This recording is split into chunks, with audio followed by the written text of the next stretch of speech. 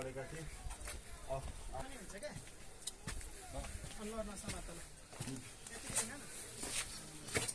यो भित्र मकवानपुर गढीमा त्यो ऐतिहासिक मकवानपुर गढीको चित्रहरू पनि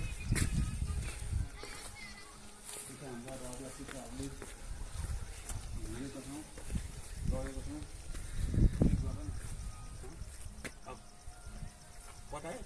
हाम्रो गढी दरबार, यो गढी दरबारभित्र चाहिँ हाम्रो गढीको क्षेत्र यस्तो छ। यो पुरै यो हाम्रो गढी यता यो गढी दरबार। हामी यहाँबाट अर्को टुरिस्टलाई जाँदैछौँ। पुर्खाहरूले यहीँ बसेर मकवानपुरले राजाहरूले युद्ध लडेको भूमि, जुन ठाउँबाट हाम्रो हेटौँडा समय देख्न सक्ने अवस्था छ।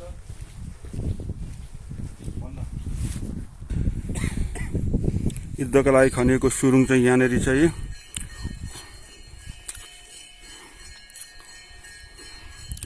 यहाँबाट हामी अब अगाडि बढ्छौँ। कुनै शत्रुले आक्रमण गरेदेखि भाग्ने ठाउँ रहेको छ। गढीको रमणीय क्षेत्र जहाँ हामी आज मौकाले मकवानपुर गढी भिजिट गर्न आएका छौँ। यहाँबाट तल घोडा बजारहरू देख्न सकिन्छ र यहाँ बसेर राजाहरूले चाहिँ पहिला प्लानिङ गरेका थिए। जहाँ दरबार क्षेत्र यहाँ रहेको छ र यहाँ जनकहरूले आफ्नो प्लान बनाउँथ्यो भने राजाहरू चाहिँ दिनमा बसोबास गर्ने गरेका छन् र राजाहरूको मन्दिर यहाँ हामी प्रष्ट देख्न सक्छौँ। यो हाम्रो ऐतिहासिक धरोहर झन्डा साथसँगै छ।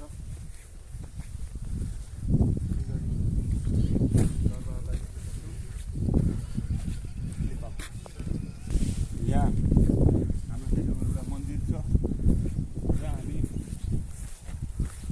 गढीमा प्रवेश गर्नको लागि पहिला यहाँ सिद्धेश्वर महादेवलाई दर्शन गरेर हामी दर्शन गरेर अगाडि बढ्छौँ। यो दरबारको क्षेत्र रह्यो जहाँ हाम्रा मकवानपुरे राजाहरूले बसोबास गर्ने थिए। बनाइएको रहेछ। यो पूर्ण रूपमा मकवानपुर गढी हामी मकवानपुर गढी भिजिट गरेर फेरि अब हामी